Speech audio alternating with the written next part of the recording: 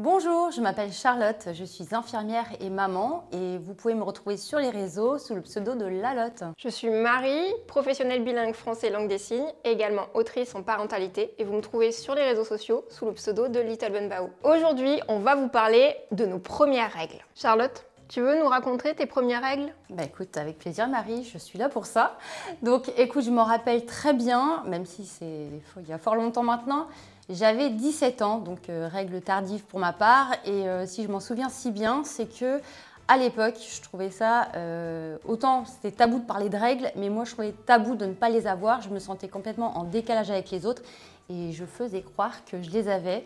Donc je faisais croire que j'avais mal au ventre quand j'étais en sport parce que j'étais en pleine période, alors que c'était faux, je ne les avais jamais eues. Donc quand elles sont enfin arrivées à 17 ans, j'étais très soulagée. Alors c'est drôle de dire ça, mais j'étais contente de les avoir. J'ai vite déchanté évidemment, mais voilà, je me sentais enfin femme. Après, il a fallu quand même que je me protège, donc j'ai commencé avec des protections dites classiques. Je me protégeais avec des serviettes. À l'époque, je n'avais pas 3 milliards de choix de protection, donc j'étais partie sur les serviettes.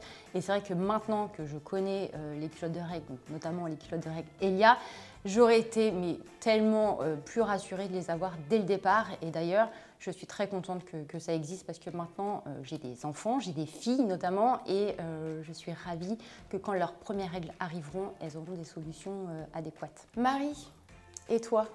Tes premières règles? Alors moi, mes premières règles sont arrivées aux alentours de 14-15 ans.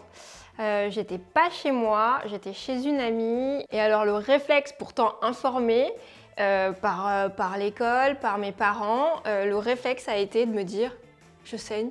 Je vais mourir. Donc je suis rentrée après chez ma maman pour en parler, pour dire qu'apparemment j'étais malade parce que je perdais du sang. J'ai pas annoncé à tout le monde que j'avais mes règles, j'en ai parlé à ma maman. Ensuite, je vivais aussi chez mes grands-parents et je me rappelle que ma grand-mère était folle de joie et s'est chargée d'appeler toute la famille pour raconter que j'avais mes règles, enfin. Donc moi, dans mon lit, agonisant de douleur parce qu'elles étaient très douloureuses à partir du 2e jour, avec ma grosse bouillotte et même des compresses de choses que ma grand-mère m'avait fabriquées, et ben j'avais la honte absolue de l'entendre passer des coups de fil et des coups de fil pour raconter ça à toute la famille. Du coup, aujourd'hui maman de 2 filles, voilà, je saurais les accompagner, faire ça avec intimité, douceur et ne pas leur coller la honte qu'on m'a collée à moi. Mes filles aujourd'hui sont encore toutes petites, mais j'ai commencé déjà à les sensibiliser sur le sujet, à leur expliquer qu'une femme perd du sang tous les mois, que c'est normal pour lever ce tabou autour de cela pour pas qu'elles pensent que c'est grave, et donc elles sont informées et j'espère que le jour où ça arrivera, elles ne s'inquiéteront pas et elles seront rassurées. Oui, non mais de toute façon, il n'y a pas de tabou à avoir. Avoir les règles, c'est complètement naturel, il n'y a rien de dégradant, il n'y a rien de sale, et c'est important de dédiaboliser tout ça. J'espère en tout cas que notre témoignage aura pu briser le tabou qu'il y a autour des règles. Voilà, maintenant vous avez toutes les cartes en main Pour changer les règles du jeu.